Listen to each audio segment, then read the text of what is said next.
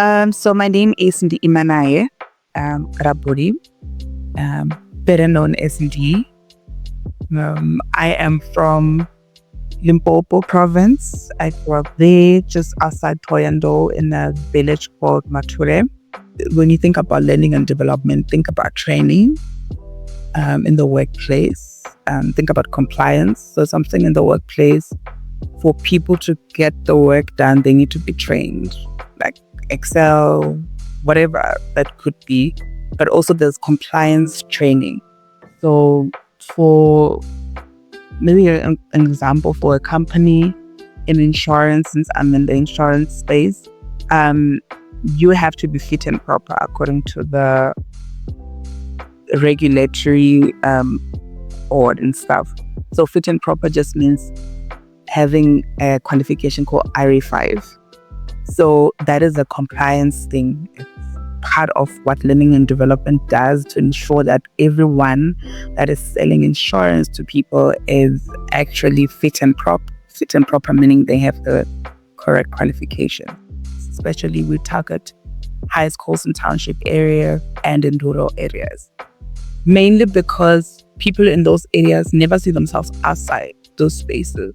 And even where I grew up, most young people never saw themselves outside those spaces. They never really had enough information for them to see themselves in a different space than where they are.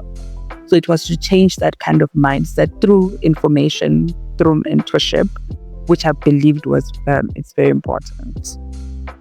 Growing up would have issues, and one of the issues that I noticed very early when we started the organization was the issues of sanitary pads in, township schools and rural schools. Most girls, or some girls, do not have that. And we're like, okay, what is the solution, guys? Now we're waiting for the government. Or we're waiting for man to come donate and stuff. But then my thing was that, what is it as young people can we then do as a community? What can we do? Because I don't think there isn't anything that we cannot do. So that is now part of independent thinking. So some of the solutions with that whole scenario was, we can do a pet drive. We'll go around different households, speak to local businesses. Those are the school kids now coming up with the solution. So my thing was that we want practical solutions as a community, as young people, to solve our issues. But over the years we have, grown to, something different, obviously evolving and all of that. But basically that's the essence of what Youth Evolve is and why it was started. It was to empower young people to become the best versions of themselves.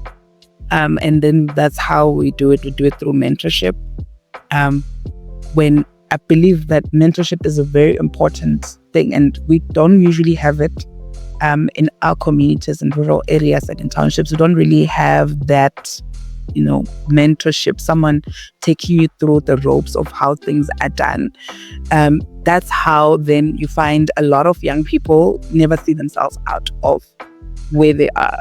So we're not really on the spotlights. Like, we're trying for people to see. And most of the work that we do never really get to be publicized or talked about. But we know what we did in the last which changed. So we've worked with a lot of different young people. And even now we have different young people in our team that are helping us or helping the vision of the organization. Basically, the Young African Futuristic is one of our headline events because we do it on the 16th of June because that day is, an important day for us, especially South Africa.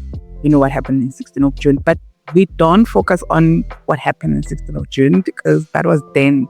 We have struggles as young people now. So what Young African Futuristic, it says on its name, futuristic. We are thinking about future solutions to problems that we face as young people right now. Right now, we are facing issues of gender-based violence. Right now, we're facing a big issue for unemployment. The AI is rolling out. A lot of people do not know what to do.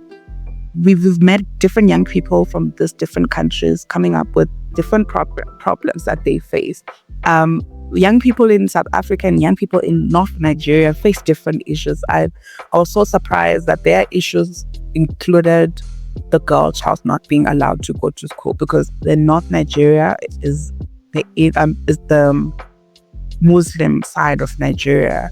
So most of them getting married early and all of those things. So those are the issues that they're facing. And we also share some of the issues that we are facing. And we also come up with what can we do now as young people. And ever since we've been implementing some of the things that we mentioned on the particular conference. We don't understand. What special skill is it needed to work at retail? Like, you see, a skill, Lacey, that is so special that you would require for somebody to work at retail. I teach is included that. Teach is like I got respect as South Africans, especially the youth that is unemployed. Does she even understand what youth unemployed in South Africa? Well, yeah, I'm not sure why she was really attacked at the social media, but that's actually true. A lot of people, you could have a qualification, but doesn't necessarily mean that you have the skills. And that is one thing that most young people do not have to keep a job. So we could employ a young person, but then skills is lacking, communication skills lacking, interpersonal skills lacking. And those are some things that are not taught in school. So they don't necessarily teach you communication skills and all of those things. And I think that's our responsibility as young people who know better to say, how can you now solve the skills problem? So reading with love, it's basically one of this composition that I've been having. A lot of young people do not read. We don't take time to read. So our literacy skills down there. So that name for me spoke to the kind of vision I have for our young people, to say we need to be able to read. Don't just get into things without reading. Reading not necessarily for education, but for everything.